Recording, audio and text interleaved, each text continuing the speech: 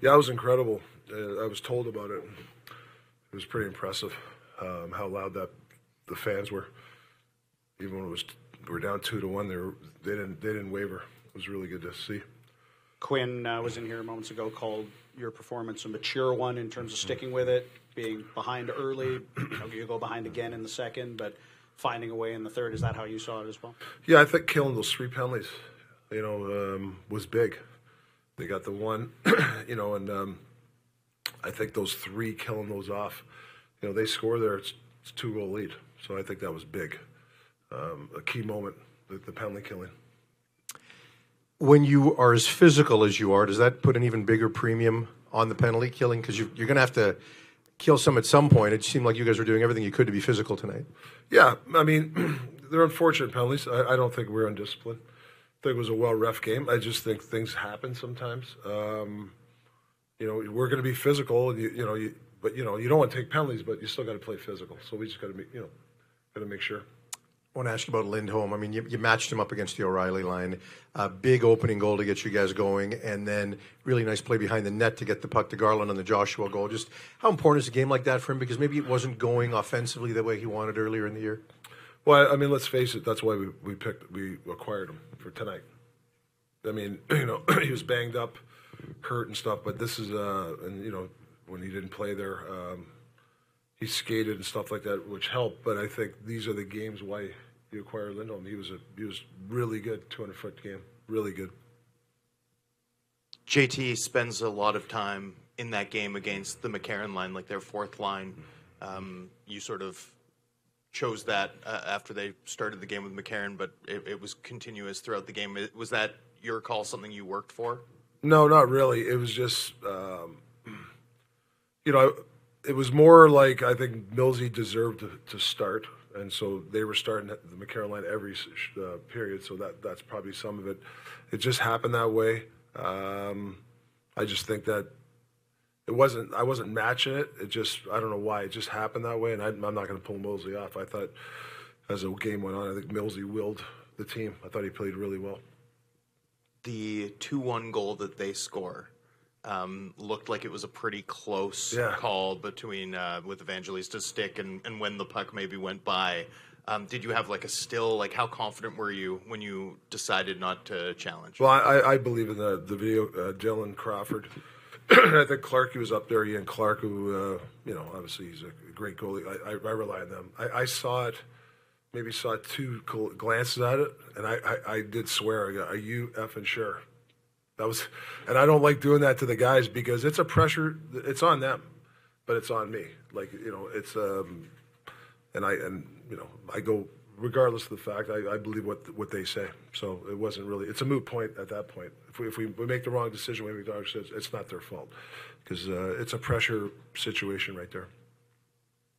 Rick, JT was asked about Dakota tonight, and he said, I'm not sure he knows how good he is. I was wondering when you became a believer in his potential, and also what, have you found is the best method to get that out of Dakota? Well, last year I believed in him. Like I said, he's I've really, you can ask the local guys, I thought he could score 20 goals, and he probably should have if he didn't get hurt. Dakota just doesn't know how good he can be. He knew there was another level there. We just had to whether push him or find it. And I give him all the credit in the world because he, I think he knows now what it's going to take. He needs I thought this summer he learned from it, and I think him and Garland together have really kind of added this like a swagger to our team. As that, technically the third line. I think that's really helped. And they both, Garland and him together, have really taken a role leadership-wise, a chunk of it. And I think that's really helped Dakota's game. Hey, Rick, they say you never critique a win, and you said this morning that you had a really good feel about your club, thought it would play better as the series went on. Things you don't like shots that miss the net, and you don't like stick penalties. Where are you going to have to be even better Tuesday night? Well, you're right. I think there was some after we got to hit the net. I think sometimes we're a little too fine on the shots. I think that's something we get better at. we were aggressive tonight. Some of those penalties, I don't know. Maybe we can clean up. But I think a couple were unfortunate. There's parts of it. I thought our forecheck got better. The second half, I didn't like it early on. I think Nashville did a hell of a job of breaking the puck on us. We were late, and then we adjusted after the second. And I think the Garland goal was a testament of the guys listening after the second period. Yeah. Rick, all season long, you talked about winning one-on-one battles, the staples, etc. You look at the performance tonight. How would you assess your team, say, in the one-on-one battle department? No, it was good. I mean, I think there's another level. I think our edge battles off the draws that's the one thing we got to improve on. I didn't like our edge battles. I should say I didn't like them. I think that has to be improved on. I think a lot of I'm not saying Nashville had a lot of chances. It was it was a back and forth game, but pretty low event in some respect. But I thought some of the chances they got were off their draws. So that's one thing we got to work on. JT was talking about winning those one-on-one battles in the right. offensive zone. I mean, you get a 30-second possession sometimes if you can win that one-on-one battle. How paramount is it to your team's success to be successful in those one-on-ones? Yeah, and it's just not two or three guys. It's a team effort, and it's uncomfortable. I'm a big body position first, then the puck, and I think sometimes we were going for the puck early on, and I think that's something to improve on. But I thought we got better at it, which is good. On the first goal, the Zucker goal off the wing, it was off a face-off.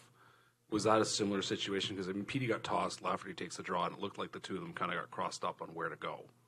Is that what happened there? Well, Lafferty's a centerman, so Yeah. that's Laff. He's he went out as a right winger. He's got to be the centerman. Yeah. He stays there. Yeah. I'm not saying it, would have prevented a goal, maybe, but yeah, Laff's got to play centerman, not wing. And then on the Hughes goal, Yeah. that's exactly what you're talking about. You get in there. The Miller line was dominant on the forecheck all night. Or the third goal, the go-ahead goal. Sure. Was that just everything you wanted to see from your team in one sequence? Yeah. We made the push. The crowd was in it. And it was a tip goal, I think, right? I think somebody, I don't know, or whether Huggy got it. I'm not sure who got it, but if you Suter get it? Yeah, I think it was we had layers there. I think we had some traffic, and then, we tipped. We're a pretty good tip team. I think we're one of the better teams at that. That's one of our bread and butters of getting to those levels. Rick, you know how important confidence could be for a player. When Lindholm has a game like he has tonight, a guy who maybe was pressing a little bit, how can he build on that going forward? Can he kind of use this as a foundation for a deep run, if successful for him? Excuse me. I think he's played 800 games. He was hurt there. Things, whatever, didn't go his way. I didn't see panic in his game. I just love his demeanor. It's like, hey, I'm ready to go. Like, whether he can build on it, I just think he knows how to play these type of games. So I was never worried about him. Wasn't worried about his play or who he's going to be. We knew that's why, whether he goes against O'Reilly a lot or D-zone face-offs, he's good at that stuff, right? He knows what he's doing. So I was never concerned about his play. I always knew he's a guy that's played a lot of games and knows what to do out there in pressure situations. Rick, we've talked about how the emotions are higher here in the playoffs, obviously. When you get those back-to-back goals in 12 seconds, I'm curious, how different of a feeling is it from a regular season taking a lead? Like, what is the feeling on the bench there when you get those back-to-back goals? Well, it's huge because I think, obviously, we scored that second goal, the tie, and it looked like everybody breathed a little bit, even the fans, like, okay, you had that goal, but I got to credit that next shift. We didn't rest on it. We got the puck in deep, and obviously got the goal there. So that's the sort of stuff in playoff hockey. You build on momentum, you get the crowd going. You try to build on momentum. Get that first shot on net right after a goal. I like that. Or get the puck. Sometimes you rest, and I didn't see us rest tonight.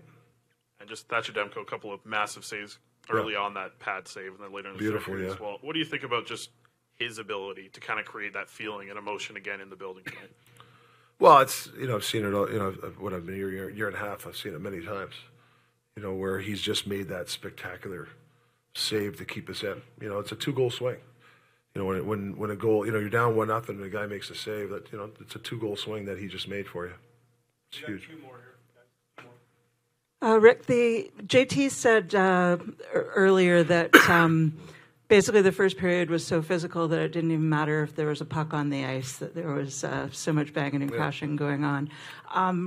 How does that play to the strengths of this team? And now that you've sort of seen one game of this matchup, do you think that it's a matchup that's going to bring the best out of your group? Well, I like the physicality, but we can't run out of position to make hits. That's really what it comes down to. You know, you got to use the fans. You know, use the emotion to your, you know, to your advantage. But you can't run out of position. I think sometimes when you run out of position, that's when you'll see they hit the big. They had a couple of chances where they hit the backside because I think we over pursue. So I think hopefully as the playoffs go on, you find that balance. But I'm never going to take the aggressiveness or the passion out of the guys. It's just you got to make sure that you just don't run around too much. Yeah. The guys talked a lot about being patient and how their maturity showed by being able to turn the game over in the third period. It felt like things that we were talking about going all the way back to training camp, even stick-to-itiveness and our habits and preparedness have to be better. Is all that work you've put in through the season, did it show up in that third period? Yeah, I think if you're going to be successful, there's going to be times where you got to be comfortable playing on 1-0. You're down 1-0, or you might down 2-0, and there's 30 minutes left in the game. Maybe in the past, you know, you might dive in, or guys get frustrated and they try to push the pace too much. I think we've learned, especially the last 15, 20 games, just to hang in there. It's okay. And I think that was a temperament tonight. Hopefully it's another learning lesson that, hey, it's a good thing. You know, and there might be a chance we might be down 2-0 and it might not go away. It's okay. Like, I think we just got to be patient. A lot of if you watch a lot of the good teams like Tampa over the years, they're okay being down 2-1 with 10 minutes left. They just stick with it, and I think you can learn from the teams like that, their resolve. We're going to start a little tradition here. On a 16, let's go.